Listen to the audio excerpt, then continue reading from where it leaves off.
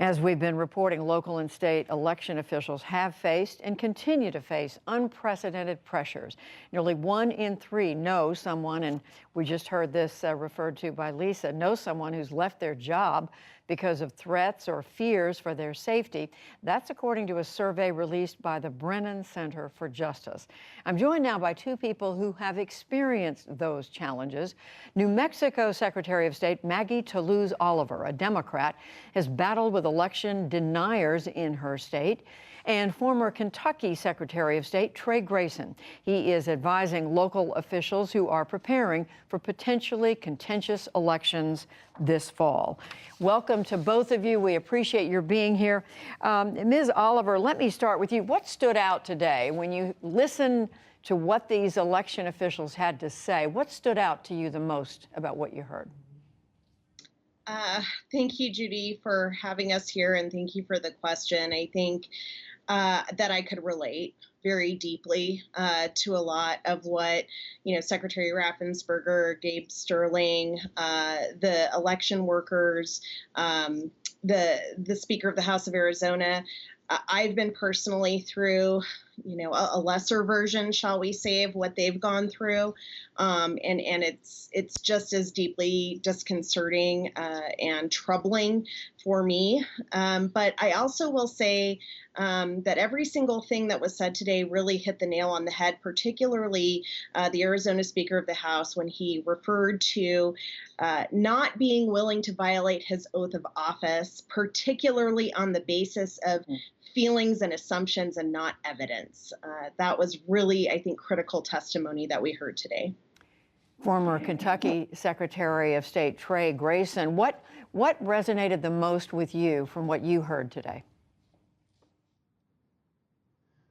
It was the election workers from Fulton County. I was more familiar with what Secretary Raffensperger was going to say, as well as the speaker from Arizona. But seeing those 2 women, the one in person and the one on video, we need folks like that. That's how we run our elections. It's low paid or volunteers. There's thousands of them across the country. They didn't sign up to get harassed or have to move out of their house. There was really moving testimony, and actually watching your coverage, I teared up a little bit just listening to the 2 of them, because our system doesn't function without folks like that. And in some respects, elected officials, state election directors, people like that, we've kind of signed up to have thicker skin and to deal with this. But those are just making things work on the ground, counting votes on election night.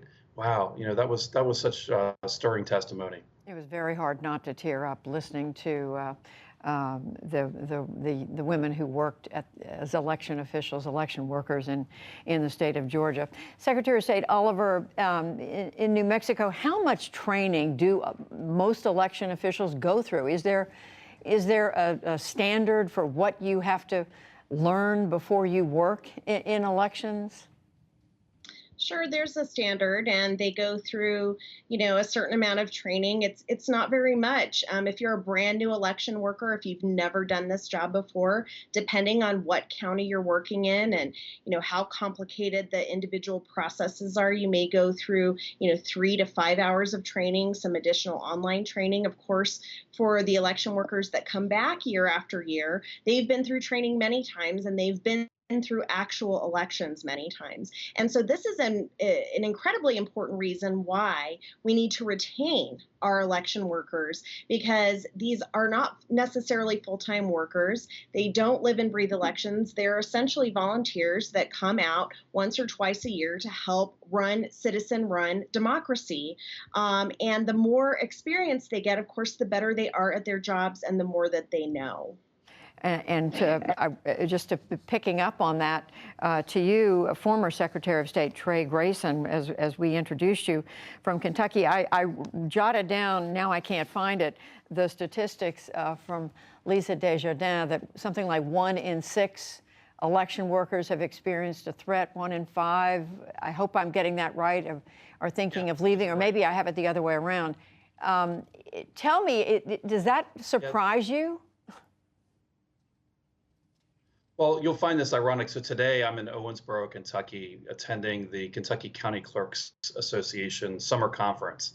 And today they announced that 20% of Kentucky's county clerks, those are the elected officials in Kentucky that are the chief election administrators, among other duties, 20% of them are retiring this year. So even in a non-battleground state like Kentucky, we're seeing this.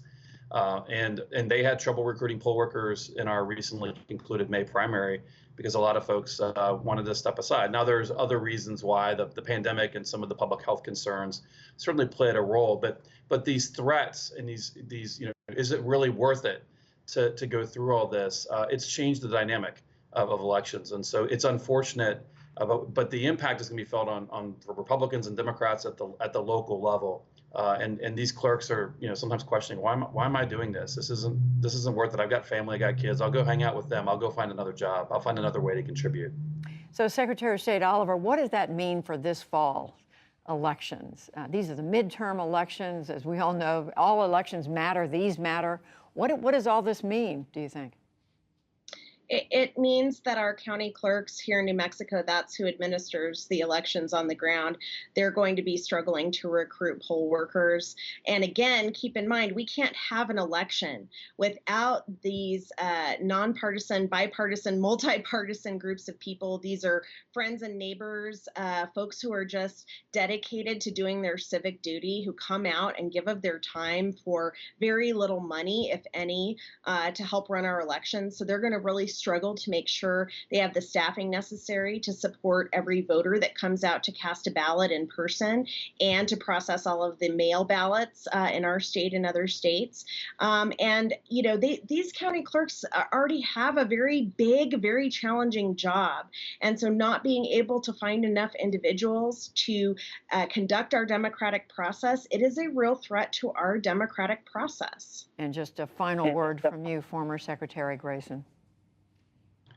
Well, I'm a Republican, so this hits me really personally, and it bothers me to see members of my party applying this much pressure without evidence, without facts, without the law, and the negative consequence it's having. And that's one of the reasons why I continue to speak out about this. We need the folks in my party to stop doing this, and we also don't want to lay a predicate to maybe give permission to the Democrats to do this if they found themselves in a similar situation. Our democracy is at risk. Very powerful words. Former Kentucky Secretary of State Trey Grayson, Maggie Toulouse Oliver, who is the current Secretary of State in New Mexico. Thank you both very much. Thank you.